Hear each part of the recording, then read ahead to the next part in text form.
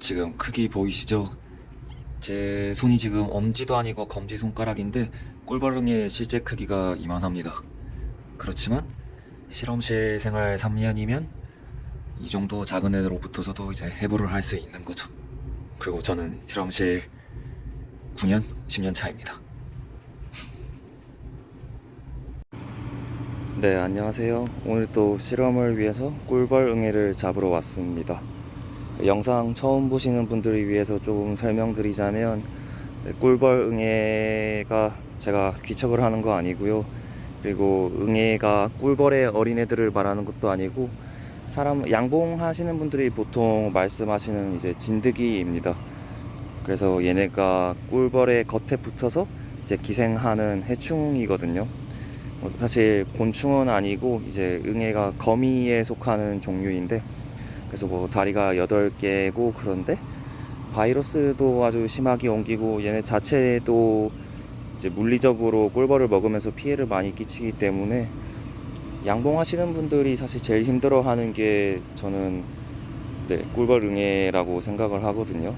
꿀벌응애를 해부해서 각 조직에서 제가 특정 유전자들이 어떻게 이제 발현이 되는지를 찾고 싶거든요.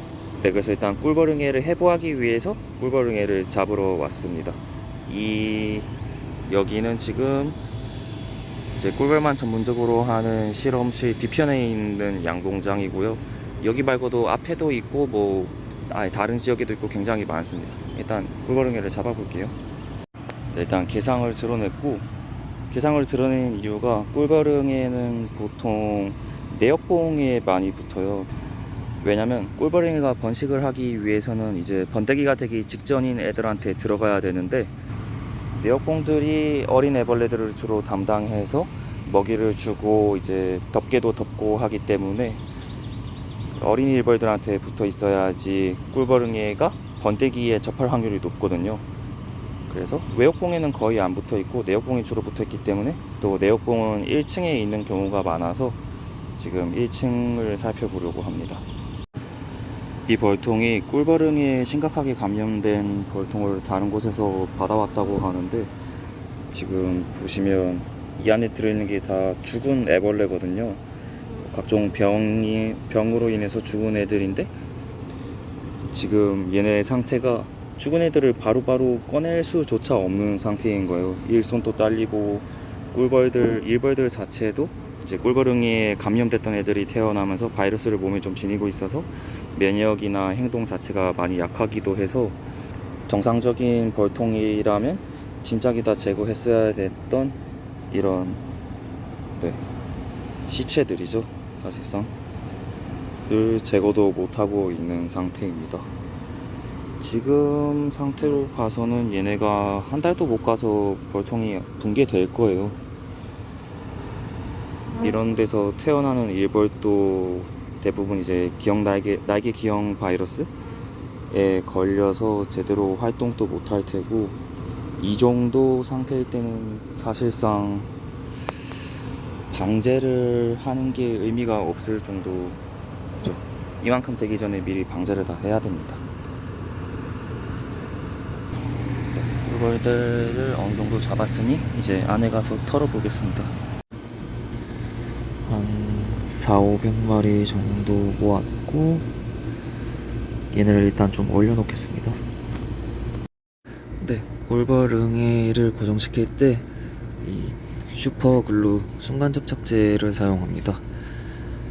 그래서 순간접착제를 조금 짜주고, 얘가 그냥 있으면 굳는데 너무 오래 걸리거든요. 근데 순간접착제 같은 게 플라스틱에 닿으면 플라스틱을 살짝 녹이면서 좀 빠르게 굳게 돼요.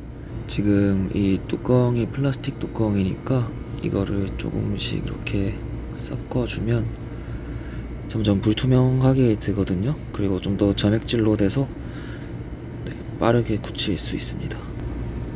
이렇게 섞어주고 톡, 이렇게 작게 찍어주고,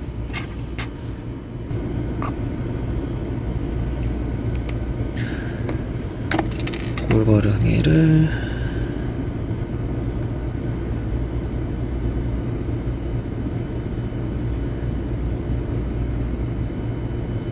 뒤집은 채로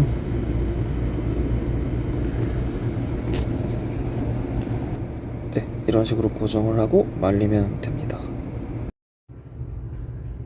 네, 본드로 일단 고정시킨 후에 본드를 말리고 있고요. 지금 보는 거는 꿀벌응애는 암컷입니다. 그래서 사람들이 일반적으로 양봉을 할 때 벌통 안에서 볼 수 있는 꿀벌응애는 전부 다 암컷이라고 보시면 돼요. 꿀벌응애 수컷 같은 경우에는 사이즈도 꿀벌응애 암컷보다 훨씬 작고 좀 더 동글동글한 형태고, 그리고 꿀벌 일벌이 나갈 때쯤이면 다 죽게 됩니다.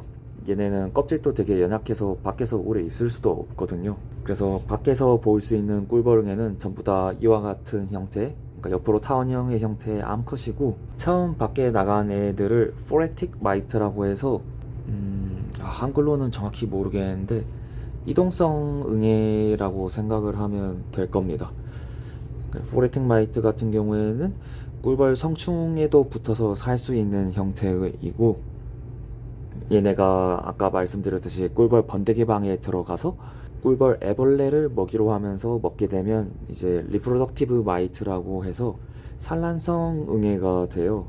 산란성 응애가 되면 꿀벌 응애가 섭식량도 더 늘어나게 되고 유전자 변화가 다양하게 일어나면서 산란에 더 초점을 맞춘 형태로 바뀌게 되는 거죠. 그래서 예를 들면 비텔로제닌이라고 해서 난항소 전구체라는 단백질이 있어요. 이게 알을 낳는 생물이면 거의 모두가 가지고 있는 유전자인데, 간단히 말해서 달걀에 보면 계란 노른자 있잖아요.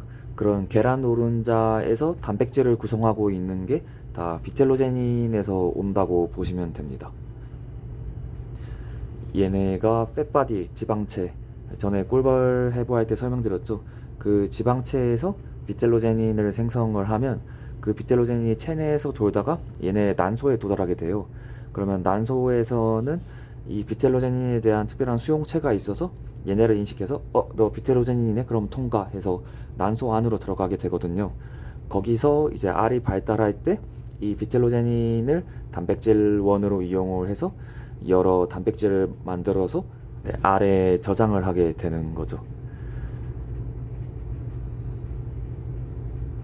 이렇게 포레틱 마이트와 리프로덕티브 마이트의 차이가 있고, 지금 잡은 애들은 꿀벌 성충에 붙어있던 거를 이제 슈가 파우더를 통해서 털어놓은 거기 때문에 포레틱 마이트죠. 그래서 얘네를 해부해서 꿀벌 응애의 장기들은 어떤 것이 있는지, 그리고 어떤 역할을 하는지에 대해서 설명을 드려보겠습니다. 지금쯤이면 충분히 말랐을 것 같아서 한번 건드려보고 해부를 시작해 볼게요. 얘네가 너무 작아서 장기가 엄청 빨리 마르기 때문에 식염수와 비슷한, 그러니까 얘네의 몸에 삼투압과 비슷한 용액을 뿌려서 마르지 않게 일단 유지를 해줘야 됩니다. 조심조심 등 껍질을 따보겠습니다. 약간 개껍질 따는 느낌인데, 등 껍질의 경계 부위를 핀셋으로 조심히 따줍니다.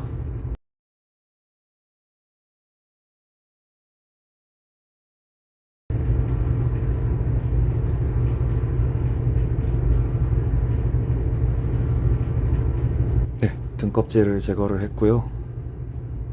지금 핀셋으로 잡고 있는 게 말피지안 튜브라고 해서 말피기 소관이라고 하거든요. 얘네가 사람으로 치면 신장이랑 비슷한 역할을 해요. 그래서 체내에 있는 노폐물을 걸러서 배출하는 기관이라고 할 수 있고, 얘네를 제거를 일단 한번 해보고, 그 다음에 여기 형태가 제대로 갖춰져 있지는 않는데, 보시면 여기 보면 좀 비정형적이게 생긴 기관이 있는데 좀 약간 막처럼 보이면서 이런 거 보이시나요? 네, 얘네가 지금 핀셋으로 잡고 있는 이 부위가 이제 지방체입니다.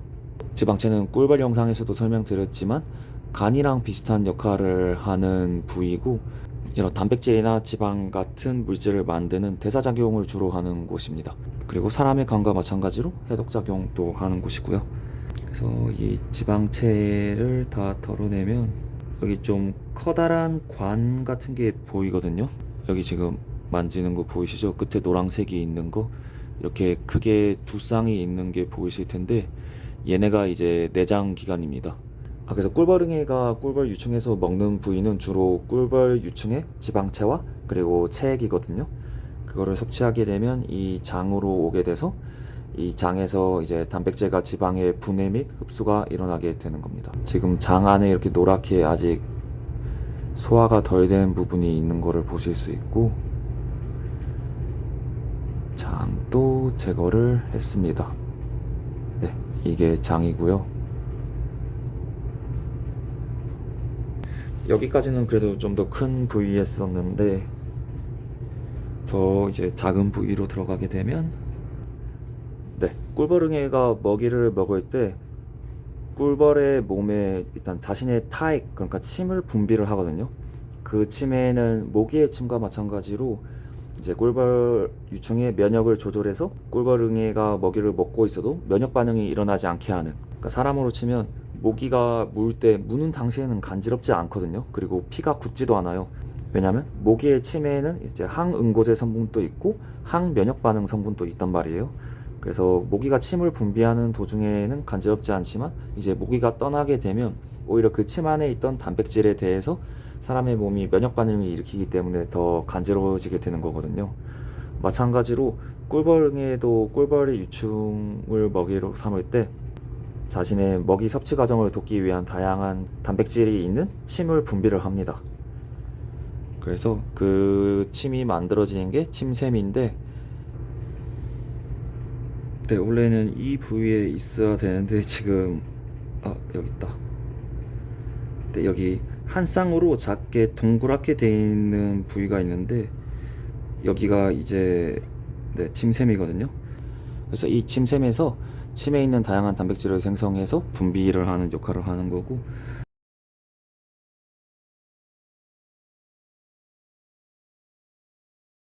그 다음 마지막으로 설명드릴게, 여기 가운데에 또 동그란 기관이 있어요.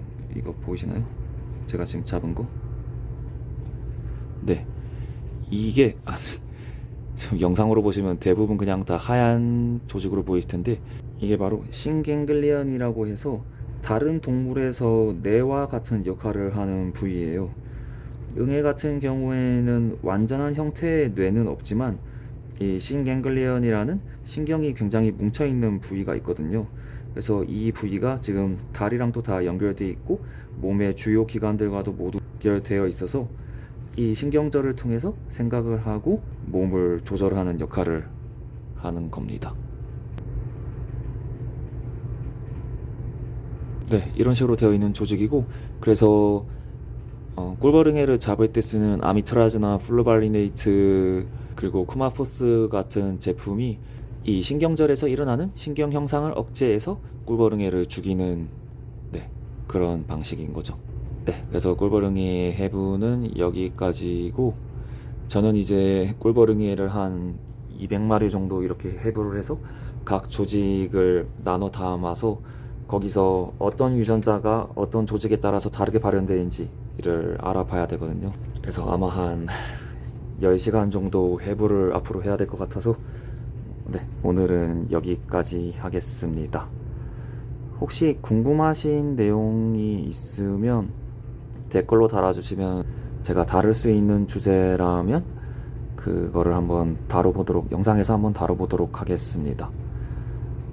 네, 감사합니다.